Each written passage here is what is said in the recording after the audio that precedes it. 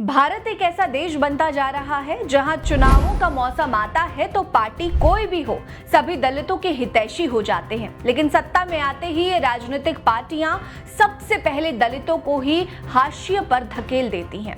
चुनाव से पहले ये पार्टियां वादे तो बड़े बड़े करती हैं, लेकिन आप जमीनी हकीकत आज भी दलित बस्तियों में जाकर देख सकते हैं। बीजेपी शासित प्रदेशों की हालत बेहद खराब है। इन राज्यों में दलितों की स्थिति बद से बदतर है। कहीं उन्हें पुलिस प्रताड़ित कर रही है तो कहीं दबंग घर में घुसकर उनकी पिटाई कर रहे हैं। नमस्कार, मेरा नाम है रीटा।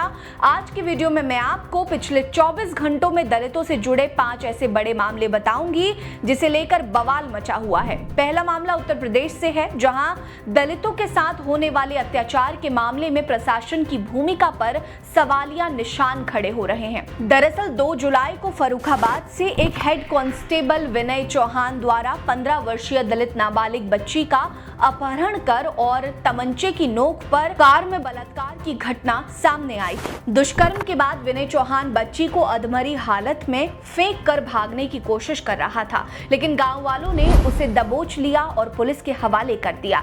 तब से पीड़ित परिवार और गांव वालों की ओर से लगातार पुलिस से कार्रवाई की मांग की जा रही थी। अब इस मामले को तूल पकड़ता देख प्रशासन ने विनय चौहान को उसके पद से बर्खास्त कर दिया। आपको बता दें कि विनय चौहान पर पहले भी जहानगंज थाना में तैनाती के दौरान एक महिला ने यौन उत्पीड़न का आरोप लगाया था, जिसके बाद उसे लाइन हाजिर कर दिया गया था। फिलहाल विनय चौहान जेल में है और इस मामले में आगे की कार्रवाई की जा रही है। दलित उत्पीड़न का दूसरा मामला भी उत्तर प्रदेश से ही सामने आया, जहां पुरानी रंजिश के कारण एक दलित परिवार को घर में घुसकर बेरहमी से पीटने का मामला सामने आया। दरअसल यूपी के महाराजगंज से ये मामला सामने आया, लेकिन पुलिस ने इस मामले में शिकायत दर्ज नहीं की, जिसके बाद पीड़ित परिवार को कोर्ट की शरण लेनी पड़ी। महाराजागंज के निचलौल थाना क्षेत्र के ग्राम सभा मिश्रवलिया की रहने वाली दलित पीड़िता सुनीता देवी ने कोर्ट में अर्जी दी थी कि अनुसूचित जाति से होने के कारण उनके परिवार को लगातार ऊंची जाति वाले परेशान कर रहे थे।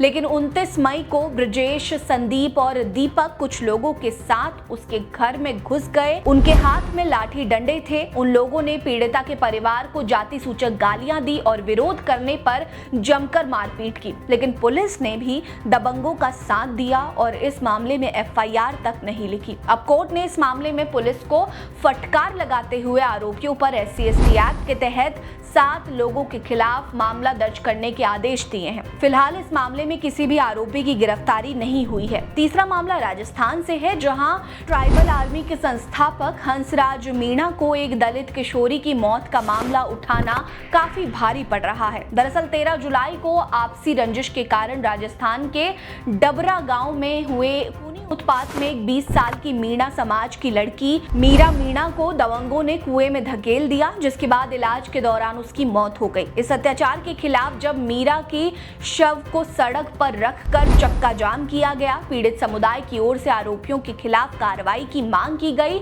लेकिन आरोपियों पर कार्रवाई करने की बजाय पुलिस ने चक्का जाम को मुद्दा बनाकर हंसराज मीणा समेत 35 आरोपियों के खिलाफ मामला दर्ज कर लिया है। इस मामले में हंसराज मीणा ने भी प्रशासन को चेतावनी दी है कि अगर उन पर से मुकदमा नहीं हटा तो स्थानीय बनास नदी पानी का नहीं बल्कि जनाक्रोश का प्रतीक बनेगी। आपको बता दें कि हंसराज सोशल मीडिया पर काफी फेमस हैं और दबे कुचले पिछड़े लोगों के लिए आवाज उठाते हैं। हाल ही में ये खबर सामने आई कि जिस उत्तर प्रदेश के इटावा में पिछड़े समाज से आने वाले कथावाचकों का सिर मुंडवाया गया था, उसी इटावा से करीब 50 किलोमीटर की दूरी मैनपुरी से दलित दंपत्ति के साथ मारपीट कर पेशाब पिलाने की घटना सामने आई थी। सोशल मीडिया पर काफी तेजी से इसे फैलाया गया, लेकिन अब जबरन पेशाब पिलाने वाले मामले में एक बड़ा खुलासा हुआ है। दरअसल दलित दंपत्ति ने खुद मीडिया के सामने आकर खुलासा किया कि पेशाब पिलाने की बात सरासर झूठ है। ये केवल पीडीए समाज की एकता तोड़ने की साजिश है। पेशाब पिलाने का झूठ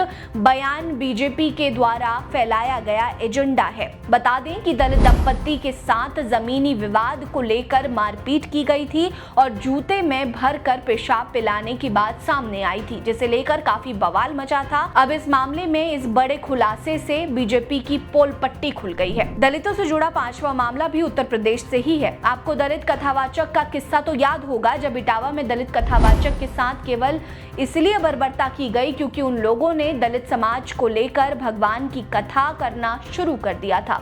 इतना ही नहीं, उन्हें रात भर पीटा गया, आधा सिर मुंडवा दिया गया, उन पर पेशाब का छिड़काव किया गया। इस मामले को लेकर बहुत विवाद हुआ। पीड़ितों को न्याय दिलाने की मांग हुई, लेकिन हुआ वही जिसका डर था। दरअसल पीड़ित कथावाचक के खिलाफ ही FIR की गई थी कि उन्होंने एक महिला के साथ छेड़खानी की थी। इसके बाद पीड़ित को ही अपराधी बना दिया गया और अब दोनों कथावाचकों के खिलाफ SJM कोर्ट ने गिरफ्तारी वारंट जारी किया है। दोनों कथावाचक मुकुट सिंह यादव और संत सिंह पर जाति छिपाकर धार्मिक आयोजन में भाग लेने और 2 फर्जी आधार कार्ड रखने का आरोप है। मतलब साफ है कि कथावाचक केवल इसलिए फंसाए गए क्योंकि वो स्वर्ण न होकर दलित जाति से हैं। पीड़ित भी वही हैं और अपराधी भी वही हैं। पिछले 24 घंटों में दलितों से जुड़ी इन 5 बड़ी खबरों पर आपकी क्या राय है, हमें कमेंट सेक्शन में बताइए। वीडियो को लाइक कर लीजिए, चैनल को सब्सक्राइब कर लीजिए। बने रहिए हमारे साथ। नमस्कार।